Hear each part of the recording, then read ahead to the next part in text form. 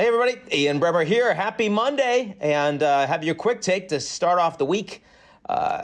Maybe start off with Biden, because now President Biden has had a week, almost a week, right? How was it? How's he doing? Well, for the first week, I would say pretty good. Not exceptional, but not bad. Not bad. Normal. I know everyone's excited that there's normalcy. We will not be excited there's normalcy when crises start hitting and when life gets harder, and we are still in the middle of a horrible pandemic, and he has to respond to it. But for the first week, it was okay, right? To start, thank God that the inauguration itself was smooth, and that indeed the biggest takeaway from the inauguration is that we can all meme Bernie Sanders, the people's meme, for months, apparently, maybe for years. And something the United States probably needed after 4 years of just their head exploding with things that were only memeable in ways that upset people. This is something that can bring people together, but it's not a serious issue. Serious issue is that that there was not violence. The serious issue is that there were not violent protests. There were not massive demonstrations. It wasn't disruptive. It was horrible to see 26,000 members of the National Guard protecting the inauguration and all the ceremonies around it. But I was still very glad to see that in all of the state capitals and everywhere, people were so worried. In fact, the only major violence that we had from a demonstration perspective was not on the far right. It was the far left in Antifa in Portland, largely broken up with arrests and some violence. But that was it for the whole week. And given the events of January 6th, to have gotten that far in 2 weeks is a positive thing. As far as Biden's actions, the initial executive orders were pretty consistent with what we had grown to expect. Coming into the Paris Climate Accord is as much of a layup as one can possibly have in foreign policy. Every other country in the world opposed the U.S. leaving the Paris Climate Accord. Very easy for Biden to rejoin, and quite popular. Actually, a strong majority of Americans support it, including a decent number on the right. The willingness to recommit to the World Health Organization in the middle of a pandemic also should be a no-brainer, and indeed that's what they've done. The fact that they will find a few $1 billion to get the Americans involved in COVAX to provide vaccines for low and middle income countries, certainly a positive from my perspective, the kind of leadership you want to see from the U.S. You don't want to only see the Chinese taking the lead, the Indians taking the lead in providing vaccines internationally. You want the Americans doing more. I like the idea of going to the Russians and offering a 5-year extension of the START nuclear arms deal. No, we don't trust each other. No, we don't like each other. But there's still areas we need to work together, and avoiding mutually assured destruction strikes me is pretty much the top of that list. And the Russians, initially, at least the response has been reasonably positive. Won't stop there from being additional sanctions from the U.S. Because of the Navalny arrest and the thousands of arrests, and I'll talk about that in a second. Get beyond that. In terms of the initial phone calls, Biden foreign leaders starts with Canada, Mexico, and the UK.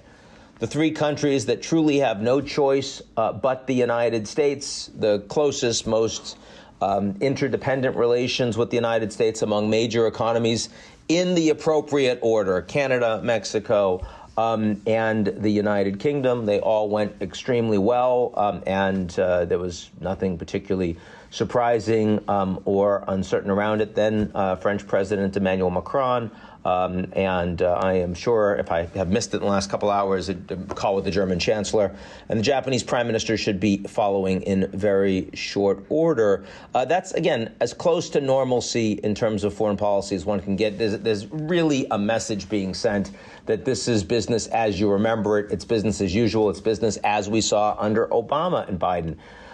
That's, again, given the level of volatility and the lack of the indifference to foreign actors when you put forward America first as your brand. That's not hard to do, but let's keep in mind that under Obama and Biden, the United States was criticized as leading from behind, was losing influence internationally. And so the honeymoon, I think, with this Biden approach, if it is meant to be consistent with Obama-Biden, is probably going to be pretty short and won't get them as far as they would like it to get. Didn't get himself in trouble on Iran. I thought that was positive. Certainly, there are a lot of potential critics saying he just wants to get back into the Iranian nuclear deal with no changes, and they're not going there, and they're not biting, despite the fact the Iranian foreign minister said, let's meet now, and the fact that the Iranians are also starting to enrich at a higher percentage their uranium, which means moving closer to nuclear breakout capabilities on weapons. That's a big deal, but they have to be cautious. It shouldn't be seen as their top priority, and it's not. So far, I give them pretty good marks on that. The $1.9 trillion, this is the big issue, of course. Domestic issue is how do you respond to the further relief which is required for so many small and medium businesses, for so many members of the working class, for so many unemployed in the United States. I do believe that they will get close to that number. It'll be over $1.5 trillion. It'll happen by April, even though it probably will have very little bipartisanship in the House and Senate. That's okay. It's better than governing in every way by executive order, but it just shows not how divided the United States is in this period of maximum crisis. A place where I'd be much more critical is on the 100 million vaccines, the rollout in the first 100 days. The criticism that there was no Trump plan, but the fact is that by the end of the Trump administration, you had 940,000 vaccines being delivered on average every day. If you're saying over 3 months, you can't get any better than that. That implies that you're not coming in with a plan, and they've had months to put a plan together. I suspect this is under promise and try to over deliver, and it's also they don't necessarily have a great plan together yet. And that's a place that we're going to watch very carefully. But the Americans should do better over the coming months, and the Americans should be careful about over-criticizing Operation Warp Speed and vaccine rollout under the Trump administration. Lots of places where the Trump administration failed. Vaccines, in my view, not one of them, certainly in terms of initial production and distribution at the federal level. At the state level is a different story, but at the state level is going to be a problem for Biden going forward, too. The U.S. is a federal system. Okay.